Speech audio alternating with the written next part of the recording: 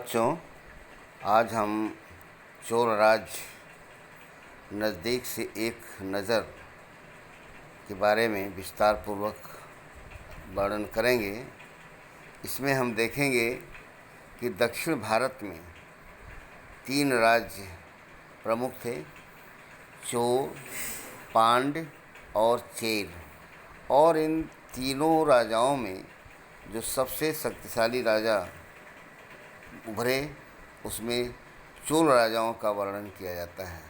इसमें हम यह देखेंगे कि किस प्रकार से चोल राजाओं का वंश दक्षिण भारत में विकास करता है। तो हम इसमें देखेंगे उदयपुर से तंजावुर तक जो है चोल राजाओं का विस्तार था। चोल वंश सत्ता में कैसे आया, हम इसके बारे में चर्चा करेंगे। बच्चों, जैसा कि हम जानते हैं कि दक्षिण भारत में कावेरी नदी का क्षेत्र जो है वह काफ़ी उपजाऊ माना जाता है, और इस क्षेत्र पर कब्जा करने के लिए हमेशा इन 3 राजाओं के बीच, राजवंशों के बीच लड़ाइयाँ होती रहती थी। कावेरी डेल्टा में मुटियार नाम से प्रसिद्ध एक छोटे से मुखिया परिवार की सत्ता थी। वे कांचीपुरम के पल्लव राजाओं के मातहत काम करते थे, और दूसरी तरफ उरैयार के चोल वंशीय प्राचीन मुखिया परिवार के विजयालय ने इन्हें 9वीं शताब्दी के मध्य में मुटियारों को हराकर डेल्टा पर अपना कब्जा बनाया। उससे यहाँ तंजावुर शहर और शुंभनिशुंभनी देवी का मंदिर भी बनवाया। अब विजयालय के उत्तराधिकारियों ने पड़ोसी राज्यों को जीता और उनका राज्य अपने क्षेत्रफल तथा शक्ति दोनों के रूप में आगे बढ़ाया। दक्षिण और उत्तर के पांड्य और पल्लव के इलाके इस राज्य का हिस्सा बना लिए गए। राजराज प्रथम, जो सबसे शक्तिशाली चोल शासक माने जाते हैं, 1985 में राजा बने, और उसी से इनमें ज़्यादा क्षेत्रों का विस्तार किया गया, साम्राज्य का विस्तार किया। उसने साम्राज्य के प्रशासन का पुनर्गठन भी किया। राजा के पुत्र राजेंद्र प्रथम ने अपने पिता की नीतियों को जारी रखा, अर्थात राज्य का विस्तार भी किया। उन्होंने गंगा घाटी, श्रीलंका तथा दक्षिण पूर्वी एशिया के देशों पर भी हमला किया, और इस हमले में राजा ने एक जल सेना भी बनाई थी। इसके बाद हम देखेंगे कि राजा ने अपने प्रसिद्धि के लिए, अपने प्रशासन के लिए किस प्रकार से भव्य मंदिरों का निर्माण किया, और एक नई जो है विधा का जन्म दिया, जिसे कि हम कांस्य मूर्ति कला के रूप में जानते हैं। इस समय चोल राजाओं द्वारा जो कांस्य की मूर्तियां बनाई जाती थी, वह विश्व में उनकी डिमांड थी। वह बहुत बेहतरीन किस्म की कांस्य मूर्तियों को बनाते थे। राजराज और राजेंद्र प्रथम द्वारा बनाए गए तंजावुर और गंगई कोंड चोलपुरम के बड़े मंदिर स्थापत्य और मूर्तिकला के उदाहरण हैं, और ये एक तरह से एक चमत्कार के रूप में माने जाते हैं। चमत्कार का मतलब इस प्रकार के मंदिरों का निर्माण करना ये धरती पर जल्दी संभव नहीं माना जाता है। चोल मंदिर अक्सर अपने आसपास विकसित किए जाने वाली बस्तियों के केंद्र होते थे, और इन मंदिरों के आसपास जो बहुत सी चीज़ों और क्रियाकलापों को किया जाता था।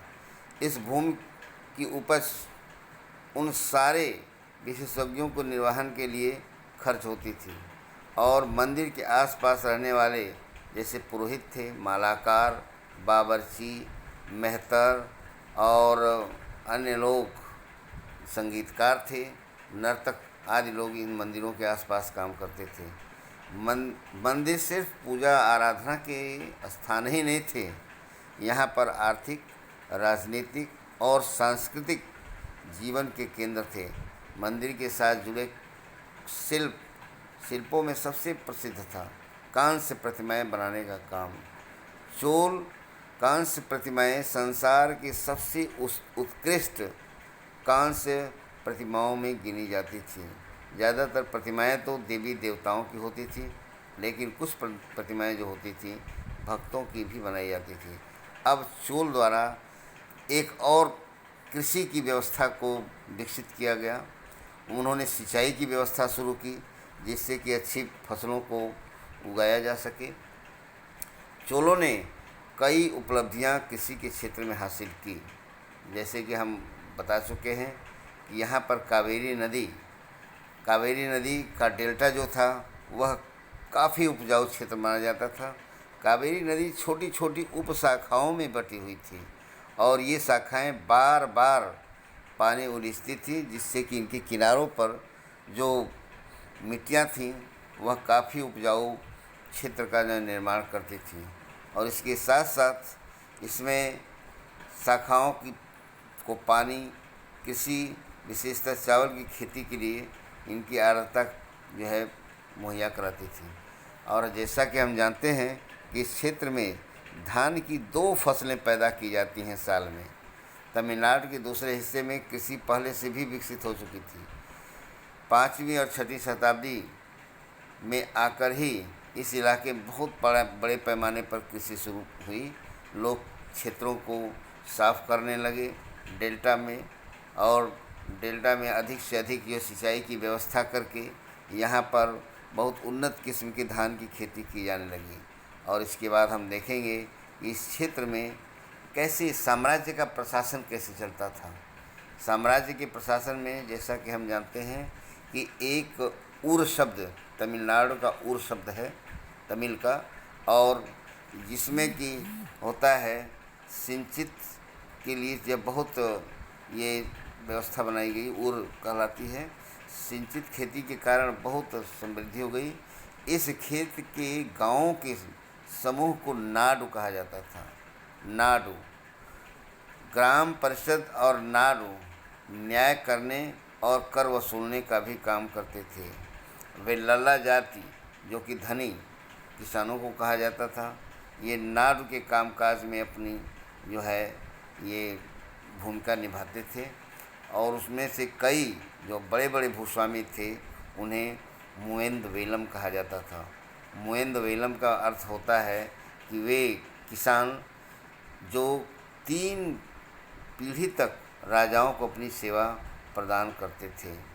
और उसके बाद है अरैयार, जिन्हें प्रधान की उपाधियाँ दी गई थी और उस केंद्र में महत्वपूर्ण राजकीय पद होते थे। अब इसमें भूमि के प्रकार को बताया गया है कि किस प्रकार की भूमि थी। 4 प्रकार की बताई गई है, जिसमें कि वेलन बगाई है। वेलन बगाई का मतलब गैर ब्राह्मण किसान को दी गई भूमि। ब्रह्मदेय था, जो ब्राह्मणों को दी जाती थी। शाला भोग था, जो बच्चों को पढ़ने के लिए विद्यालयों को दी जाती थी। और पल्ली चंदम में जैनों द्वारा दोनों जैन लोगों को दी गई भूमि को का जिक्र किया गया है। अब हम देखेंगे कि ब्राह्मणों को अनुदान में दी गई भूमि से ब्राह्मण जो है समाज में काफ़ी ताकतवर हो गए। और प्रत्येक ब्रह्मदेव की देखरेख में प्रमुख ब्राह्मण भूस्वामियों का एक सभा बुलाई जाती थी। ये सभाएं बहुत कुशलतापूर्वक काम करती थीं। वे अपने निर्णय शिलालेखों पर प्रायः मंदिरों के पत्थरों पर ब्यौरा देते थे और नगरम के नाम से ज्ञात व्यापारियों के संघ की अक्सर शहरों में प्रशासनिक कार्य संपादित होते थे। अब बच्चों, इसमें हम देखेंगे कि किस प्रकार से तमिलनाडु में यह समितियां काम करती थी। समितियों के लिए लोगों को यह सदस्यता लेनी पड़ती थी।